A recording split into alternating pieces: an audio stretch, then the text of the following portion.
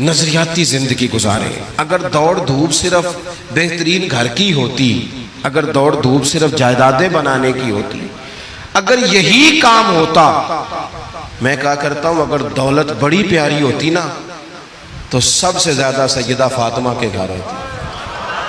اگر یہ کوئی بہت اعلیٰ چیز ہوتی تو یہ تو وہ والا گھرانہ ہے کہ تین دن چولہا نہیں جلا. اور کنز المال میں وہ لفظ موجود ہے کہ حضرت ابو ہریرہ فرماتے ہیں کہ اونٹ کے بالوں کی بنی ہوئی چادر سیدہ فاطمہ نے اوڑھی ہوئی تھی. اونٹ کے بالوں کی بنی ہوئی چادر، اور وہ چکی پیس رہی تھی، چکی چلا رہی تھی. کہتے حضور نے دیکھا تو نبی پاک کی آنکھوں میں آنسو ضرور آئے. اور پتہ محبوب نے کیا فرمایا؟ یہ کنز المال میں موجود ہے. محبوب فرمانے لگے شہزادی دنیا میں تھوڑی سی تکلیف برداشت کرو، آخرت کی ساری عزتیں اللہ تمہیں ہی عطا فرمائے. سبحان اللہ. یہ تھوڑی دشواری ہے. یہاں ہر بندے کی بیٹی دکھی نہیں، جس کو بھی پوچھ لیں دکھی ہے، جس سے بھی پوچھ لیں. حضرت جی دعا کرنا، پیر صاحب دعا کرنا، مفتی صاحب دعا کرنا، بزرگوں دعا کرنا. کیوں جی؟ بیٹی بڑی تکلیف میں. کیوں جی؟ کہتے سسرال والے کام بڑا کراتے ہیں. چکی پیستی ہے، لیپا پوتی کرتی ہے، اس کے ہاتھوں میں چھالے پڑ جاتے ہیں. ایسا ہوتا ہے کہ ستو کبھی آ جائیں تو پھر سارا دن ان ستووں پہ ہی گزر جائے. کبھی ایسا ہوتا ہے کہ تین دن روزے رکھے جائیں اور ایک کھجور اور ایک پانی ملے افطار سحر کے وقت. یوں بھی کبھی وقت گزارا ہے. اور میرے عزیزوں یاد رکھنا، ہم نے جو مزاج اختیار کر لیا ہے نا اس وقت، یہ جو پوری دنیا میں گاڑیاں بھاگ رہی ہیں، ملک سے باہر لوگ جا رہے ہیں، دولتیں جمع ہو رہی ہیں، یہ ضروریات کا رٹا نہیں، یہ ضروریات نہیں، یہ خواہشات ہیں. ضروریات تو پوری ہو رہی تھی لیکن وہ جو خواہشات کی تکمیل تھی، وہ جو پڑوسیوں کی بڑی کار ہمیں پریشان کر رہی تھی، وہ جو گھر کے سامنے ایک پلاٹ تھا اور دل کر رہا تھا حویلی نہ بنا لوں، وہ جو ٹینشنیں تھی انہوں نے بہت بھگایا، لوگوں کو تھکا دیا. نظریاتی زندگی، اور نظریاتی زندگی میں کچھ کرنے کا عہد، کچھ ارادہ کیا جائے کچھ کام کرنے کا. دیکھو سارے لوگ ساری ڈیوٹیاں تو نہیں کر سکتے. میں یہ مائک اپریٹ نہیں کر سکتا، تو پھر میرا خیال ہے مجھے اس بندے کی بھی قدر کرنی چاہیے جو اسے چلا سکتا ہے. جو کام میں گاڑی میں سفر کرتا رہتا ہوں، وہ کہاں گھوم آتے ہیں تو میں تو سو جاتا ہوں کئی دفعہ گاڑی میں، لیکن ڈرائیور کو لوگ ڈرائیور کہہ کے پکارتے ہیں، حالانکہ تو سویا ہوا تھا، وہ تو جاگ رہا تھا. اس کی اہمیت کو سمجھنا چاہیے. ہم نہ زندگی میں کوئی بھی کام کریں، ایک تو کام کریں اور جو ایک کریں زندگی میں، لیکن ذرا سونا کر کے کریں. کوئی ایک مقصد بنا لیں، کوئی ایک مقصد ہو، کوئی ارادہ ہو، کوئی پروگرام ہو. نہ سمجھ آئے تو بخاری میں حدیث موجود ہے، ایک بوڑھی اماں حضور کی مسجد میں جھاڑو دیتی تھی. اور چلو کچھ کرتی تو تھی نا یار. اور دیکھو سعادت، جھاڑو وہاں دیتی ہے جہاں 70,000 فرشتے سویرے آتے ہیں، 70 شام آتے ہیں. سبحان اللہ. سبحان اللہ. حضور کی مسجد شریف میں جھاڑو دیتی ہے خاتون. ہمارے ہاں تو خیر امام خطیب کی بھی کوئی قدر نہیں ہوتی، کوئی نہیں ہوتی.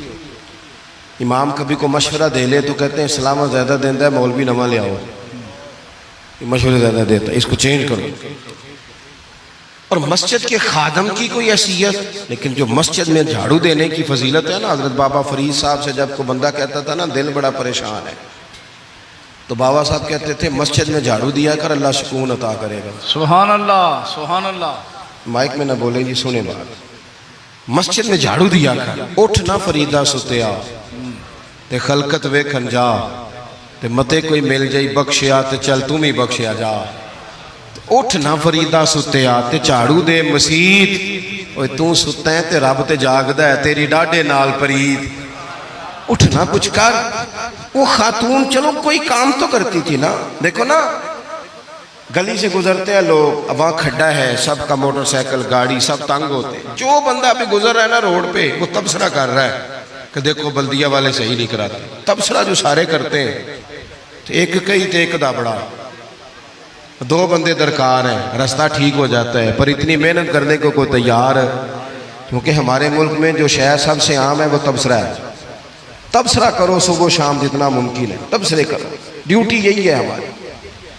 وہ خاتون مسجد شریف میں جھاڑو دیتی تھی، کوئی زندگی کا مقصد تو بنایا، کوئی نظریہ تو ہے۔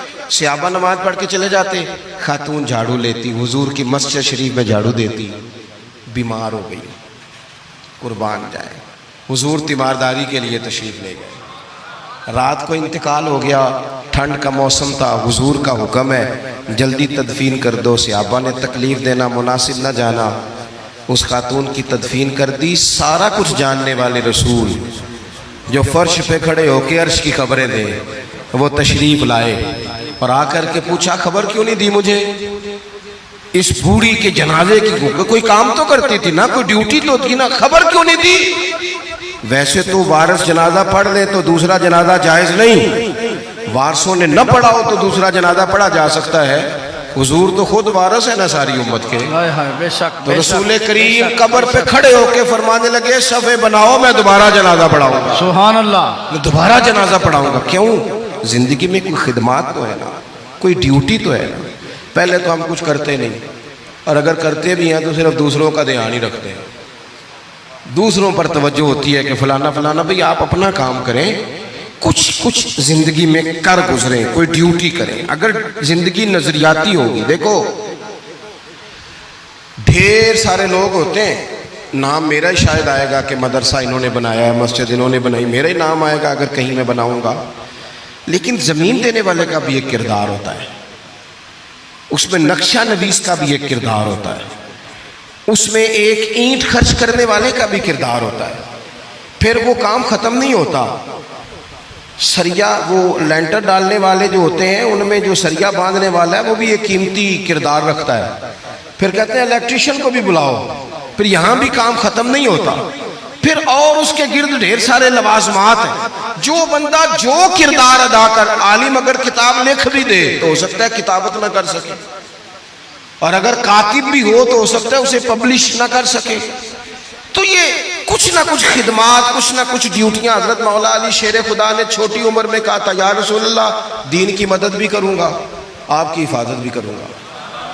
63 سال عمر پائی اور ہر میدان میں اگلی صفوں میں، ہر میدان میں اگلی صفوں میں، ہر میدان میں اگلی۔ حضور سے وعدہ کیا تھا یا رسول اللہ ڈیوٹی کریں گے، خدمت کریں گے۔ ہمارے ہاں یہاں تو منصوبہ بندی ہو رہی ہے، امام غزالی سے آ کے کسی نے کہا حضور کو بندہ مخلص ملتا ہی نہیں، یہ بھی غلط ہو گیا وہ بھی غلط ہو گیا، تو امام صاحب فرمانے لگے چل تو ہی مخلص ہو جا، تیری شکل میں تو کچھ لوگوں کو مخلص بندہ مل جائے، کچھ کر تو صحیح نا، صرف تبصرے۔ حضرت مولا کائنات نے عمر مبارک ساری دین کی خدمت میں لگائی، تو جب 63 سال کی عمر میں خنجر لگانا تو لوگ تو کہتے ہیں نا میرے پتر کا دھیان رکھنا اور میرے بچوں کا خیال کرنا اور فلانی ڈیوٹی کرنا۔ تو جب خنجر لگا تو حضرت علی کیا کہہ رہے تھے؟ فرما رہے تھے مجھے کعبے کی رب کی قسم علی تو کامیاب ہو گیا ہے، یہ دیکھو پانی پڑن سہیلیاں تے رنگا رنگ کڑے تے پریا تے اس دا جانی ہے نا جس دا توڑ چڑھے۔ فرمایا دیکھو میں نے کوئی ارادہ کیا تھا، آج میں کامیاب ہوا۔ باتیں زیادہ نہیں کرنی، بس ختم کرتا ہوں۔ جب یوں نظریاتی زندگی ہوتی ہے نا، نظریاتی، پھر بندہ تھوڑی سی تکلیف بھی سہ لیتا ہے۔ کوئی کام کر رہا ہے نا بندہ، صحیح بخاری میں حدیث ہے، ایک خاتون نے آ کے عرض کیا تھا یا رسول اللہ صلی اللہ علیہ وسلم مجھے مرگی کا مرض ہے، بڑی تکلیف میں ہوں۔ اللہ کے محبوب علیہ السلام سب کے لیے دعا کرتے، بلکہ حضور تو دست شفا پھیرتے تو اللہ کرم فرما دیتا، لیکن نبی پاک صلی اللہ علیہ وسلم کی خدمت میں عرض کی یا رسول اللہ صلی اللہ علیہ وسلم مرگی ہے۔ تو آج حضور نے انوکھی بات کی، وہ پیچھے صاحبزادہ بشیر صاحب تشریف لائیں، آگے تشریف لے آئیں جی۔ نبی پاک صلی اللہ علیہ وسلم نے نا جی آج نظریہ سمجھایا، توجہ ہے آپ دوستوں کی میری بات پر۔ حضور فرمانے لگے اگر تو کہے تو میں دعا کرتا ہوں اللہ شفا دے دے گا، اور اگر تو کرے صبر، معنی کیا ہے؟ مرگی کے ساتھ ہی گزارا کرے، اگر کرے صبر تو پھر میرا وعدہ ہے رب جنت عطا کرے گا۔ سبحان اللہ۔ ویسے ہم پیر صاحب کے پاس، سید صاحب کے پاس، بزرگوں کے پاس جائیں، پیر صاحب ہمیں کہیں کہ گوڑا ٹھیک کرانا ہے درد کے یہاں جنت چاہیے، ساڑھا کی جواب ہے اے گوڑے دا کچھ کرو نا جی، یہ سون نہیں دینا، یہی جواب ہے نا. لیکن نظریاتی لوگ نظریاتی ہوتے ہیں. نبی پاک صلی اللہ علیہ وسلم نے فرمایا کہ تو بتا، اگر تو کہے تو دعا کرتا ہوں اللہ شفا دے دے گا، اور اگر صبر کرے تو پھر تیرے لیے جنت ہے. اس خاتون نے ایک منٹ نہیں لگایا سوچنے پہ. یہ نظریاتی لوگ ہوتے ہیں. عرض کی یا رسول اللہ آپ دعا کر دیں رب مجھے جنت ہی عطا کرے. سبحان اللہ. کیا مطلب کہ میں گزارا کر لوں گی مرغی کے ساتھ، صبر کر لوں، مجھے اللہ جنت دے. حضور نے دعا کر دی. خاتون عرض کرنے لگی حضور جب مرغی ہوتی ہے تو جسم سے کپڑا ہٹ جاتا ہے، حیا آتی ہے، خاتون ہوں، عورت ہوں، تکلیف محسوس کرتی ہوں. محبوب نے دعا کر دی. صحابہ کہتے ہیں جتنی بھی مرغی ہوتی تھی اس کے کپڑے نہیں جسم سے ہٹتے تھے، جتنی مرضی بھی ہو کپڑا قائم رہتا تھا. دیر تک وہ بوڑھی اماں زندہ رہیں. خواتین ایک دوسرے سے کہا کرتی تھی کسی نے جنتی دیکھنی ہے تو اس بی بی کو دیکھو، اسے دنیا میں حضور نے جنت کی بشارت عطا سبحان کی. اللہ. سبحان نظریہ ہوتا ہے، نظریہ. ویسے آنا جانا، تصویریں بنانا، گھومنا پھرنا، پلاننگ کرنا چلتا رہتا ہے. لیکن جو نظریاتی لوگ ہوتے ہیں انہیں ذرا تھکاوٹ بھی تھوڑی ہوتی ہے. نظریے کے لیے کام کر رہے ہیں نا، وہ بھاگتے ہیں، ان کا بھاگنا انہیں تھکاتا نہیں. جب آپ نظریاتی ہیں تو صبح قیامت پہ نظریاتی اور غیر نظریاتی لوگوں کا نتیجہ کیا ہے؟ یوم نحشر المتقین الی الرحمن وفدا. اللہ فرماتے ہیں یہ جو متقی ہوں گے نا انہیں رب کی بارگاہ میں پیش کیا جائے گا قیامت میں، پر مہمان بنا کے پیش کیا جائے گا. ان کا میزبان رب ہوگا، چونکہ انہوں نے زندگی تقوی میں گزاری، محتاط وقت گزارا. وَنُسُوقُ الْمُجْرِمِينَ إِلَىٰ جَهَنَّمَ وِرْدًا. اور یہ جو مجرم ہیں جنہوں نے جرم کیے، من پسند زندگی گزاری، فرمایا انہیں پیاسے ہانک کے دوزخ میں پھینک دیا جائے. پیاسے ہانکے جائیں گے جہنم کی طرف. اپنی زندگی میں کچھ ارادہ کریں. دیکھیں دھوپ چھاؤں آئے گی. وہ ہمارے یہاں کچھ لوگ کہتے ہیں دکھی بڑے ہیں جی، ہنسے کیسے. تو میں کہا کرتا ہوں کہ اتنی تکلیفیں کسی کو نہیں آئیں جتنی حضور کو آئی ہیں. پر آپ فرمان پڑھیں. حضرت حارث بن عبداللہ کہتے ہیں میں نے تو مدینے والے محبوب کو جب بھی دیکھا ہے مسکراتے دیکھا ہے. سارے کام 7 سال چلتے ہیں لیکن اپنی زندگی میں کوئی مقصد ہونا. یہ جن بزرگوں کے ہم آراس میں آتے ہیں نا، انہوں نے کوئی مقصد حیات بنایا. یہ مت سمجھنا کہ ساری زندگی پھولوں پہ گزری. یہ عرس وغیرہ یہ سارے کام بعد میں ہوتے ہیں، بعد. ورنہ ڈھیر سارے صوفیہ ایسے ہیں جنہوں نے روڑے کھا کے وقت گزارا، بڑے ٹھیک ٹھاک روڑے کھائے، بڑی تکلیفیں برداشت کی. اور ان کی اگر آپ تاریخ پڑھیں گے تو بڑا کچھ ان کے ساتھ کیا گیا، بڑے معاملات ہوئے. ایسا نہیں یہ شہادت گاہ الفت میں قدم رکھنا لوگ آسان سمجھتے ہیں مسلمان ہونا. یہ بڑا مشکل کام ہے، اس سے ہو کے گزرنا پڑتا ہے. لیکن ڈیوٹی کریں، کوئی کام کریں، کچھ اپنے ذمے لیں. یہ جو ہم وقت گزار رہے ہیں نا جی، آپ یہاں کیوں بیٹھے ہیں؟ کہتے ٹائم پاس کر رہا ہوں. تو میں کہتا ہوں اتنا ٹائم کہاں سے آیا جو آپ کو پاس کرنا پڑا؟ بہت سارے لوگ کہتے ہیں جی میں بور ہو رہا ہوں. تو میں کہتا ہوں یار بور ہونے کا ٹائم بھی تو ہونا چاہیے نا بندے کے پاس.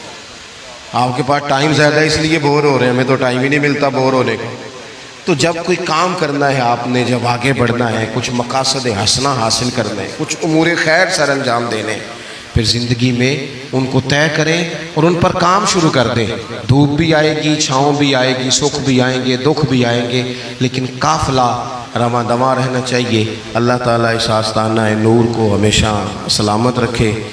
میرا ایک اور جگہ پہ وعدہ تھا، مجھے وہاں آگے بڑھنا ہے. یہ جو محفلیں ہوتی ہیں یہ کبھی بھی ان کو شخصیات کی محفلیں نہیں بنانا چاہیے. ساری تقریری نظریے پہ کی ہے. محفلیں تو حضور کے نام کی، کوئی آئے گا کوئی جائے گا، یہ تو سلسلہ چلتا رہتا ہے. اس میں کبھی بھی یہ فوکس نہ کریں. آپ حضرت کے لیے آئے ہیں، بزرگوں کے لیے آئے ہیں. میں نے جب وعدہ کیا تھا تبھی گزارش کی تھی کہ مجھے اتنے کو بجے آپ موقع دے دیں تاکہ مجھے آگے بڑھنا ہے. کسی دوست کو اٹھنے کی ضرورت نہیں. بزرگ بیٹھے ہیں، سادات بیٹھے ہیں، یہ ٹھیک نہیں ہوتا، اچھا نہیں ہوتا. اطمینان سے بیٹھے. آپ لوگ صرف وہ 2-4 ایک سنگی جو میرے ساتھ ہیں وہ تشریف لے جائیں گے. باقی مرتب پروگرام ہے وہ اپنی ترتیب سے آگے بڑھے گا. آخر دعوانا الحمدللہ.